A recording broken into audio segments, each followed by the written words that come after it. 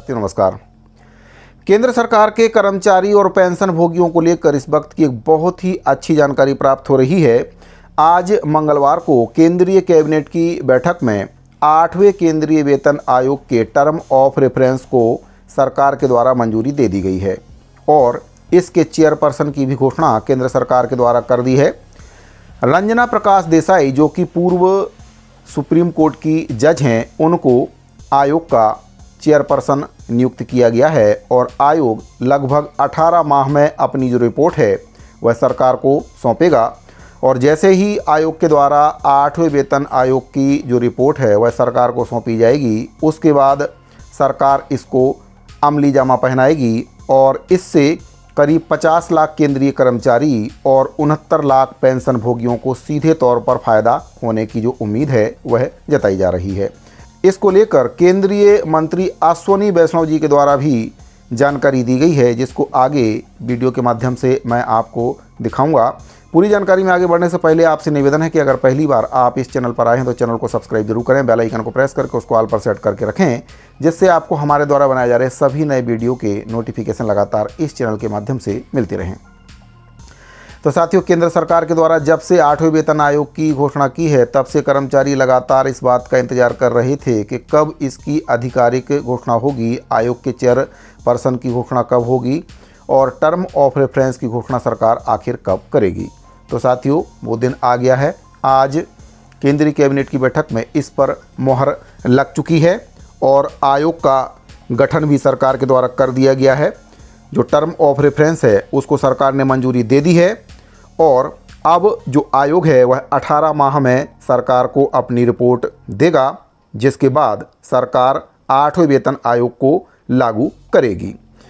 तो साथियों, आपको बताना चाहूँगा कि आयोग के गठन की जो औपचारिक प्रक्रिया है वह पूरी हो चुकी है। सूचना एवं प्रसारण मंत्री अश्विनी वैष्णव ने बैठक के बाद बताया है कि सुप्रीम कोर्ट की पूर्व न्यायाधीश रंजना प्रकाश देसाई को 8वें केंद्रीय वेतन आयोग की चेयरपर्सन नियुक्त किया गया है।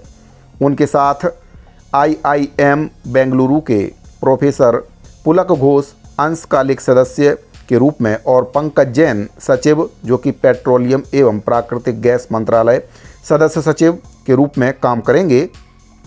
सरकार के अनुसार 8वां वेतन आयोग एक अस्थायी निकाय होगा जो अपने गठन की तिथि से 18 महीनों के भीतर अपनी अंतिम सिफारिश सरकार को सौंपेगा।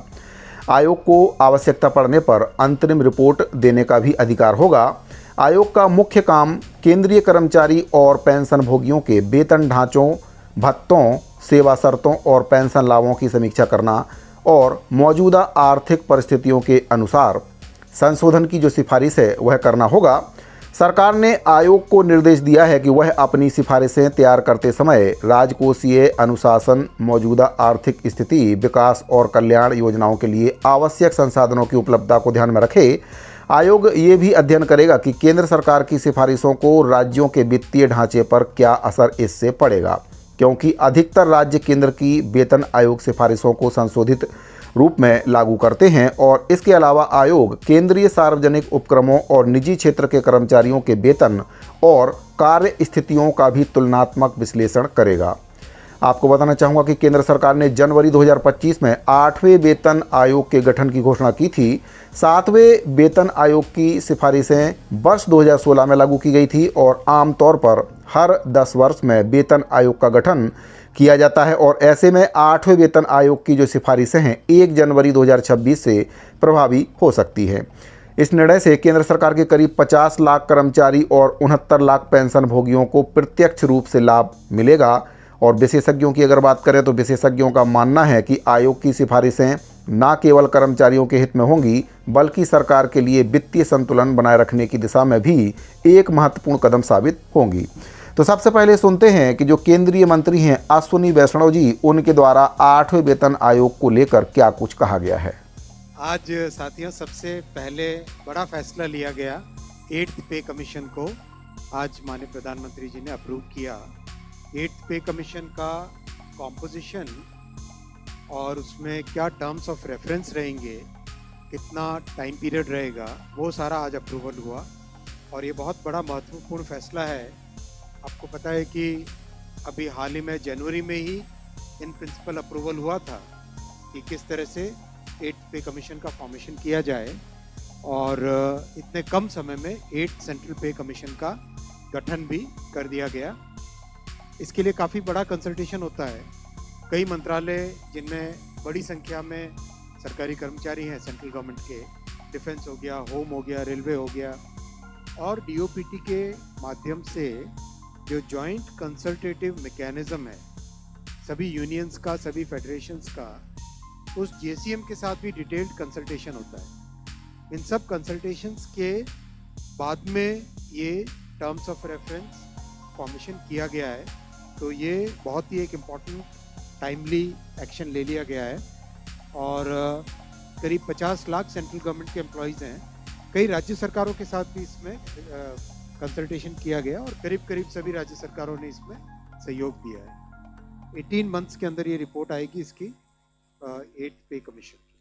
जस्टिस रंजना प्रकाश देसाई को इसका चेयरपर्सन बनाया गया। आप सब जानते ही हैं जस्टिस देसाई को, हमारे प्रेस काउंसिल ऑफ इंडिया की चेयरपर्सन है और बहुत ही अच्छा उनका एक long history of public service है।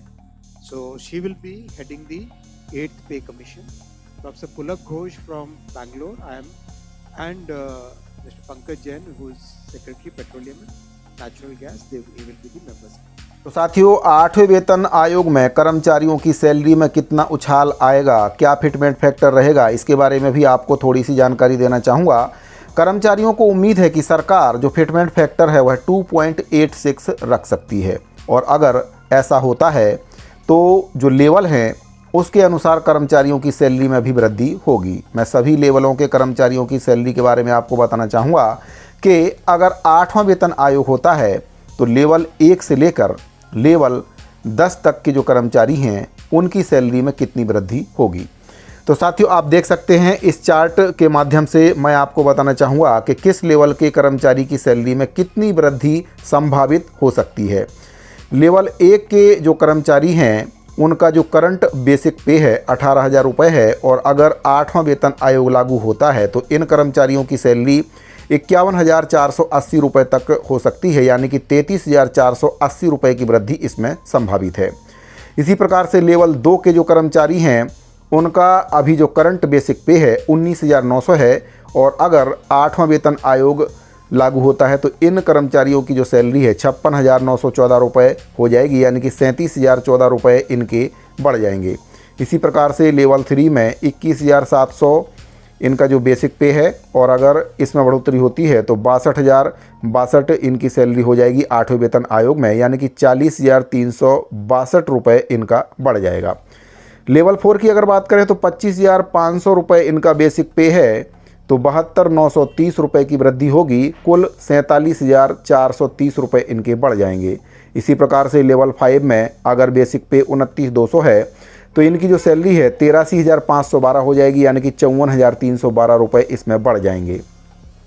लेवल 6 में अगर 35,400 बेसिक पे है तो इनकी जो सैलरी बढ़कर होगी 1,01,244 रुपये, यानी कि 65,844 रुपये की वृद्धि होगी। इसी प्रकार से 7वें नंबर के लेवल में अगर बेसिक पे 44,900 है तो 1,28,414 रुपये इनके बढ़ जाएंगे। इस प्रकार से देखा जाए तो 83,514 रुपये की वृद्धि होगी। लेवल 8 में अगर बेसिक पे 47,600 है तो 1,36,136 रुपये बढ़ जाएंगे, यानी कि 88,536 रुपये की वृद्धि होगी। इसी प्रकार से लेवल 9 में अगर बेसिक पे 53,100 रुपये है तो 1,51,866 रुपये इसमें 8वें वेतन आयोग में हो जाएंगे, यानी कि 98,766 रुपये की वृद्धि इसमें हो जाएगी। लेवल 10 की अगर बात करें और बेसिक पे 56,100 है तो यहाँ पर 1,60,446 रुपये इसमें बढ़ जाएंगे, यानी कि कुल 1,04,346 रुपये की वृद्धि इसमें देखने को मिल सकती है। तो लेवल 1 से लेवल 10 तक के जो कर्मचारी हैं उनकी सैलरी में काफ़ी ज़्यादा वृद्धि देखने को मिल रही है। सीधे सीधे दोगुने की वृद्धि इसमें कर्मचारियों को वेतन में देखने को मिल सकती है। तो साथियों, 8वें वेतन आयोग से संबंधित ये बहुत ही महत्वपूर्ण जानकारी मिल रही थी। उम्मीद करता हूं कि जो दी गई जानकारी है वह आपको पसंद आई होगी। अगर आपको ये जानकारी अच्छी लगी हो तो अपने दूसरे साथियों को भी इस जानकारी को ज़्यादा से ज़्यादा शेयर करें। अगर आपने अभी तक चैनल को सब्सक्राइब नहीं किया है तो चैनल को सब्सक्राइब कर लें। साथियों, इस वीडियो फिलहाल इतना ही, मिलते हैं अगली वीडियो में। अभी के लिए दीजिए इजाज़त। धन्यवाद।